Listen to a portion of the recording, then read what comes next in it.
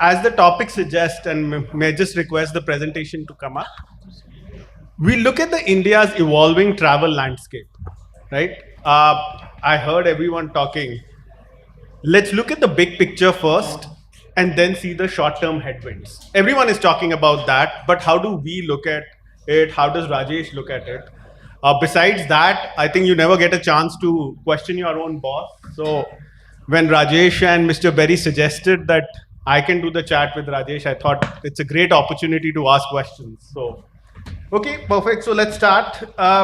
So Rajesh, as we start, let's talk about the big picture first and how you look at the next couple of years. While we do get impacted by the immediate challenges, we have seen some ups and downs in the first quarter. But do you believe, or do we at MakeMyTrip believe that it is the golden decade which everyone is talking about? What I'll also do is, there are some data points, Rajesh, which can help you out. So, no, absolutely. Yeah, thanks, Ayal. Yeah, I think the most interesting part is you asking me all the tough questions. But jokes apart, I think the job Mr. Keswani has made it very easy and simple for me, because you've set the tone. I think you almost had a unanimous sort of yes on, almost unanimous. I know Zubin was trying to be more pragmatic a little bit. A word of caution, which is always great, on the general optimism, right? So let me just maybe add a little bit more meat to that. Why should be optimistic about it? Why? There has to be a reason about it. It can't be just intuition. It has to be backed by some serious macro data. That we should all feel bullish about it, right? Or optimistic about it. So let's start with the first data point that I wanted to share. Some of you may have seen it before, some may not have seen it. Some of them I've tried to bring in some of the, some more sort of fresh color to it as well. I think the biggest one that we should all keep in mind, just from a macro standpoint, like macro economy, factor, is the demographic dividend. Demographic dividend is nothing but the working population. What does working population do? Working population drives the economy from a consumption standpoint, and that's going to be huge. The most important part here is, as we keep listening to, and it's been a while, right, that we've been listening that India has been doing better than the rest of the world. One single biggest reasons for that is this dividend that we have. Because if you see that left-hand side chart and see various other countries, every country seems to be losing that dividend very, very fast now, which is becoming India's advantage.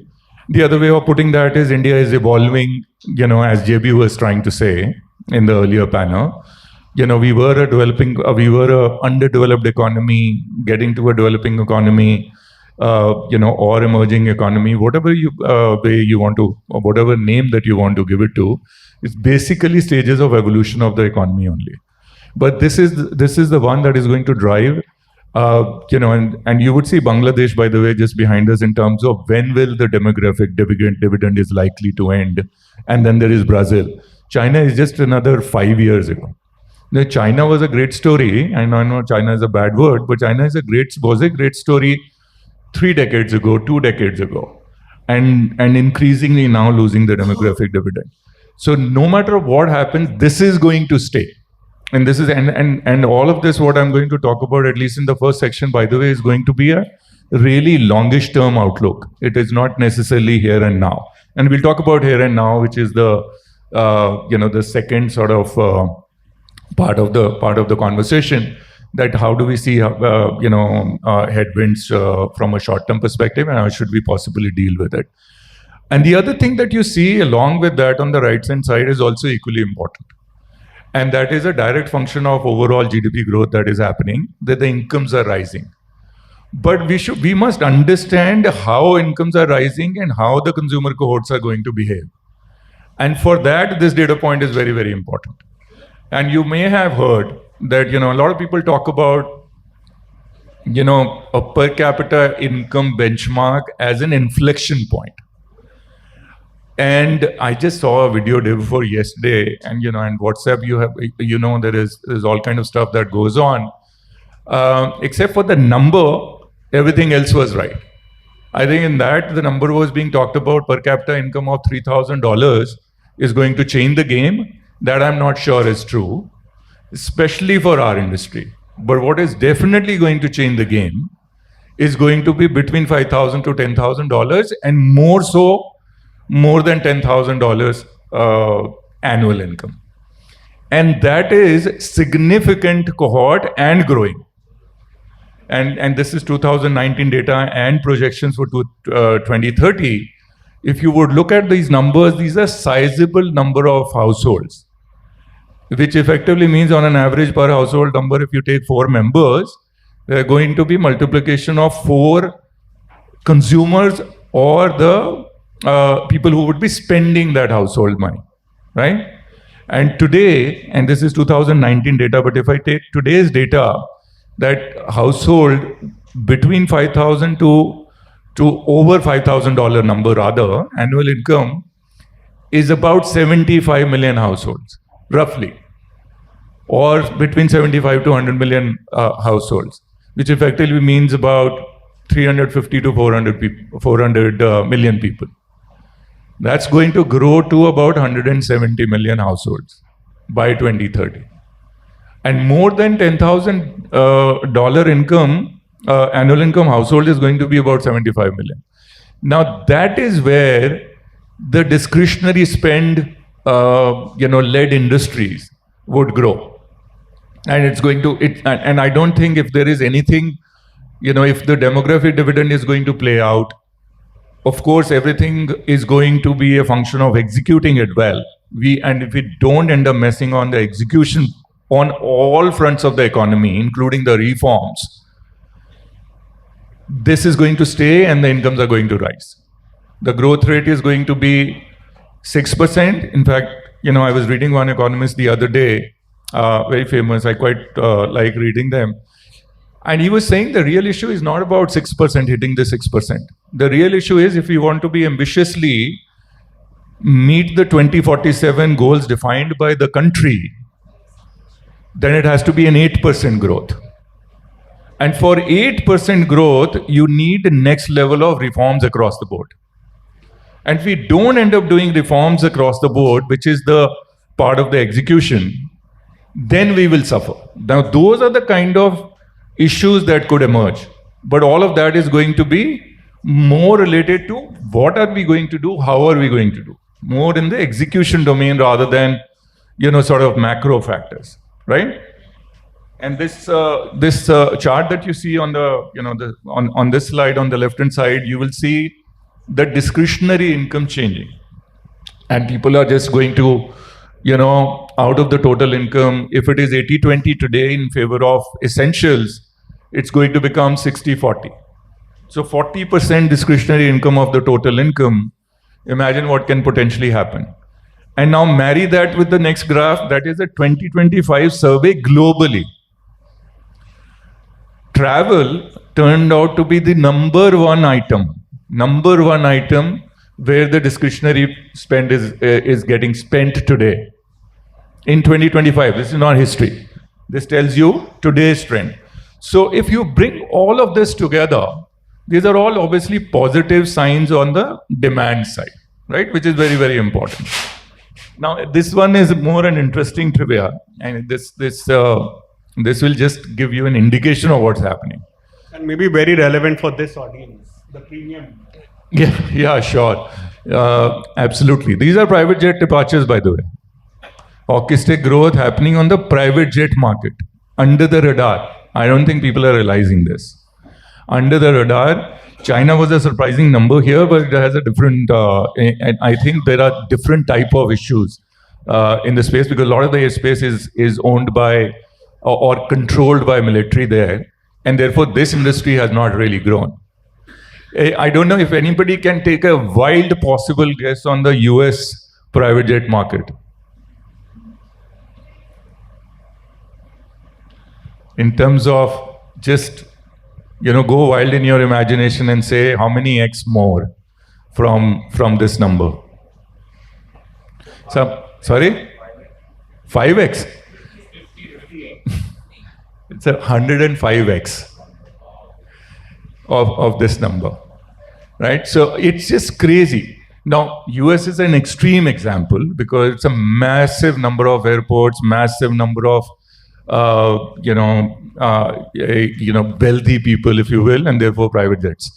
But it only gives you the direction which India is sort of going towards. So I think we should keep that in mind. Now let's come to the supply side. Just a couple of data points on the supply side, given that we are also talking about travel and tourism. The next one, please. Now, look at now, and I know the previous panel was talking about a lot of noise in this industry, and I think Ashish made the good point. And let me tell, Ashish this and everybody else, it is a phenomena of every sector, every industry. So let's say if you see the announcements, which might be exaggerated today in the hospitality industry, maybe hospitality industry is just catching up with that. But if you look at aviation historically, worldwide, you will see headlines of all the time of record orders. All the time. There is no 1 year where you will not hear the announcement of world record orders, if nothing more. Right? And it's a phenomenon. And I think over the years, all the industry serious players, they figure out their own way of analyzing the data with a little bit of a pinch of salt.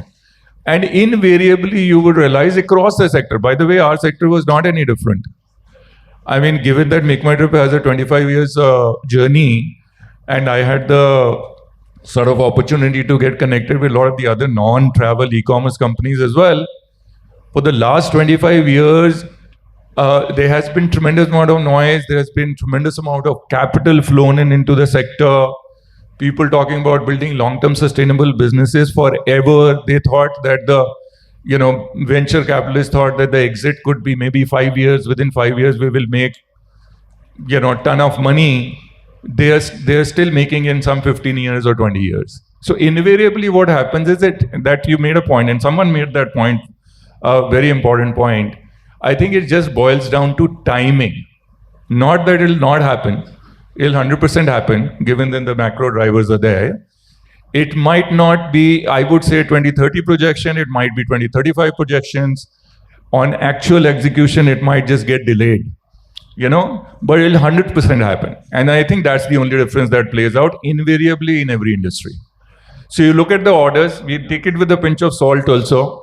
All orders put together on aviation front, for example, which is the lead indicator in our industry ever, always. In 2024, if it was 700 odd fleet size, it's going to be 2x fleet size by 2030. If you look at number of airports, crazy numbers in 20 years, again, we will be like phenomenally growing. And similarly, and the next one is even more interesting. And some of you in the audience might be able to relate with that better. In the hospitality sector. Just go to the next slide, please. And this, I found it very fascinating. And this is an analogy of US, brand Marriott, and then Europe, and then India. Very interesting correlation in GDP growth, and then the brand growing along with it. Right? And these are actual numbers because that's history as far as US and Europe is concerned. And you will see it is either 9 years or 8 years, and in India's case, we are talking about 7 years, and maybe in India's case, it may not be 7 years, it might be 10 years, right? Or 12 years, doesn't really matter. The GDP was growing 2x, and phenomenal growth in the brand size. See, the numbers are in front of you for Marriott as well as Accor. And at least our belief is that, and it is going to happen exactly the same way in India. And therefore, if I look at some of the public, publicly declared numbers, let's say IHCL, for example, Currently, how many hotels do we have? So the projection is from now at about 170 or so To about 700 300, hotels. including gingers, to about 700. About 700, Total is right? the 2030 projection, very similar to what Very we see similar here. to this kind of trend. Yeah. So if you look at just the projection, now whether that happens by 2030 or it happens by 2032 or 35, doesn't matter. And maybe 700 will become 1,000, who knows? It all is going to be a function of how well we are going to execute it. So if you look at the supply side, or if you look at the demand side first and you look at the supply side first, and India is a supply constrained market, we all know. And that is why everyone, and you're making noise, you're listening to rather lot of the noise, and people getting very optimistic, very bullish about the projection, etc., is all because of this. Right? So I think it'll be fair to say that we should stay optimistic as far as long-term outlook for the country is concerned, mostly because of all these big macro factors which are in our favor. So net, it will actually be of course, government included. If we mess it up, it is going to be squarely on us, all of us together, all the stakeholders, because the opportunity is right in front of us. If we don't execute it well, starting from reforms to down to on the ground execution, then I don't think we have to blame anyone else. We should be blaming ourselves. All right. Great, Rajesh. So it's overall very exciting. I think picking up from Mr. Keswani's thing. So overall, very optimistic. But any derailers which you see, Rajesh, at least in the short term, mid term, if any? Yeah, clearly. And coming out of first quarter, we all faced it, right? And and unfortunately, while we also enjoyed the pent-up demand right after COVID, but whenever the macro factors have, sort of go in the wrong direction, travel and tourism is the first one to get hit. And that's exactly what happened, whether it was India-Pakistan escalation, the Pahalgam attack, obviously it started, which was extremely unfortunate. Then the tragic crash of Air India, and the sentiment was really muted. And we do measure, by the way, every month the consumer sentiment on travel, and we've been doing that right from COVID days.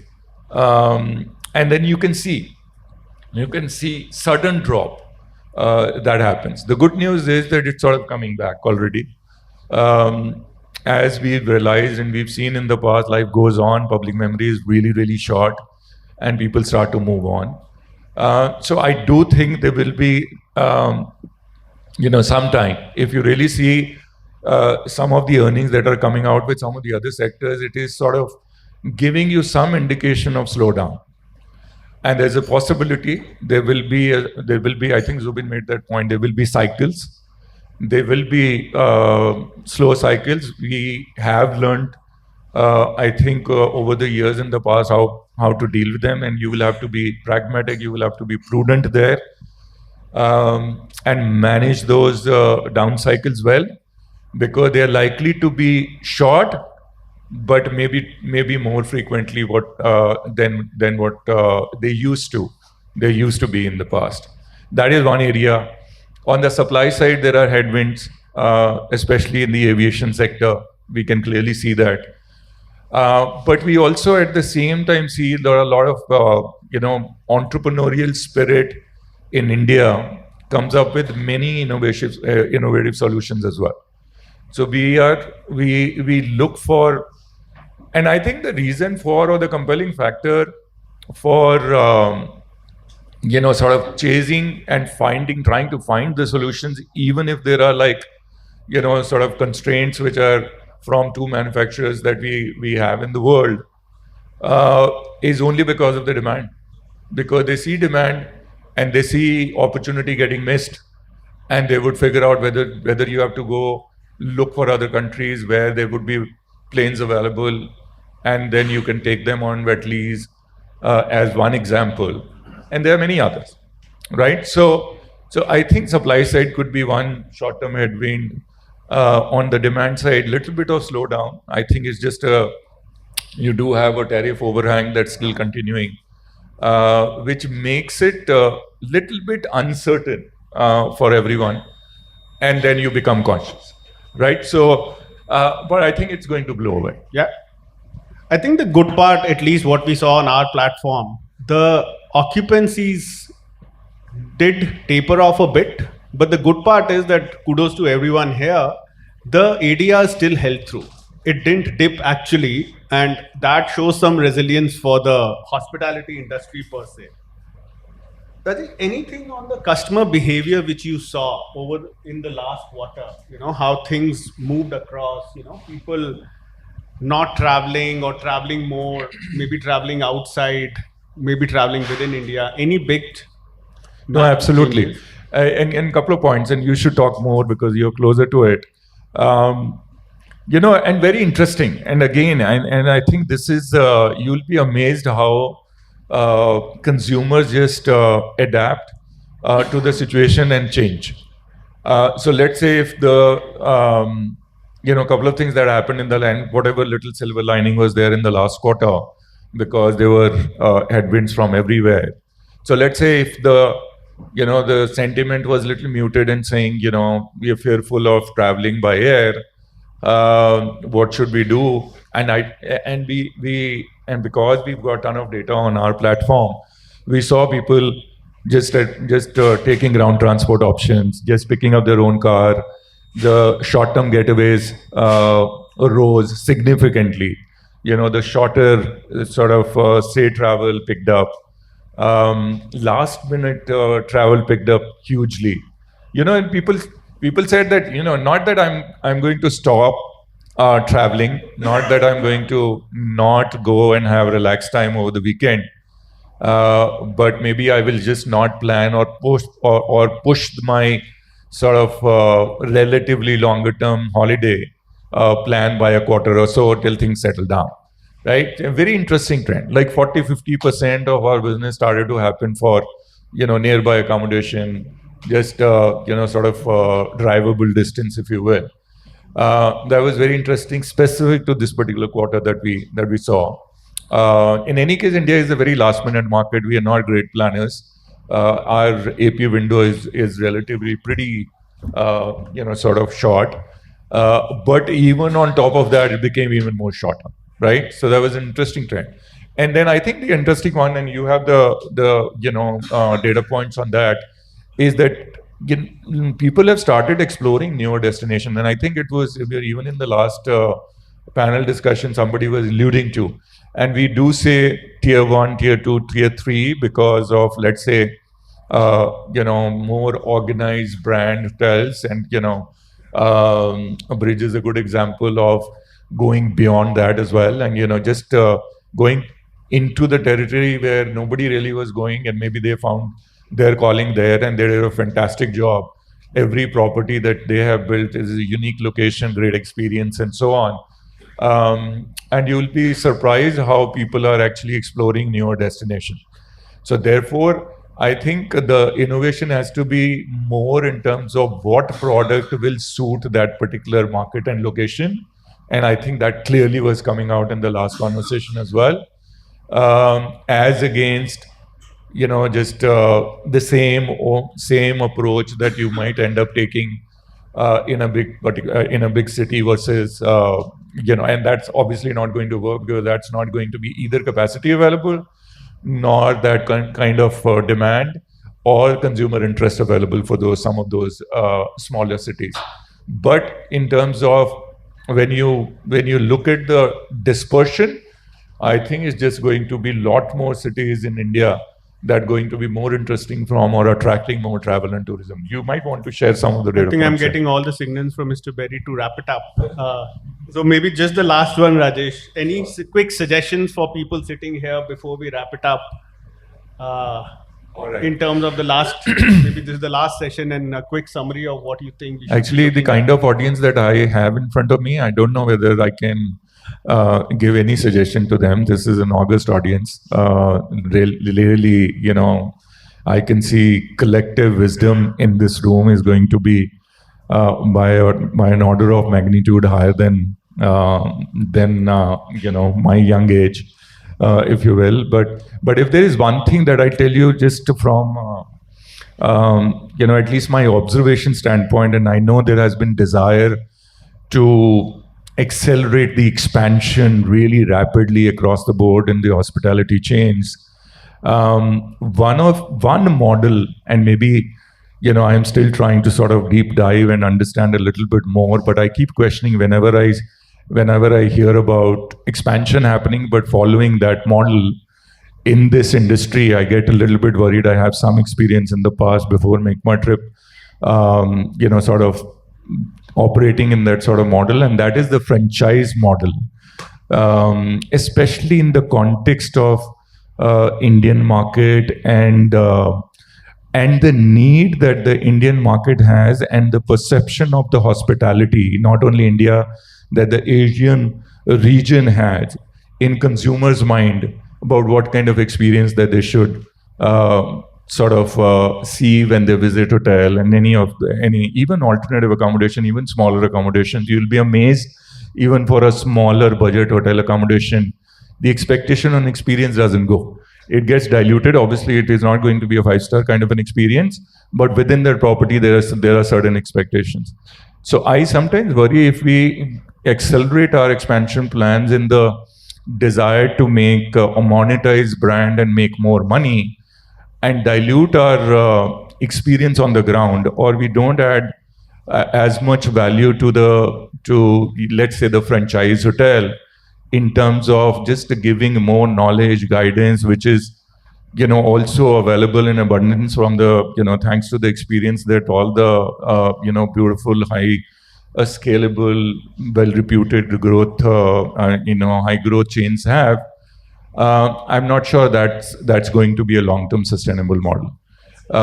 So I think that is the only thing that I've had sort of serious conversations with at least some of the industry partners of ours, and I think that's the only thing that I see. Otherwise, if we end up sort of being a little bit more intelligent, being more trying to see the right kind of product market fit, not necessarily, let me just give you one of the bad things that happened in the internet industry was too much capital was chasing at one point in time, and they were chasing vanity metrics, just the top line, traffic growth, this, that, and the other, and at least 5 years got lost in that, and they burnt shitload of money, and they got nothing out of it.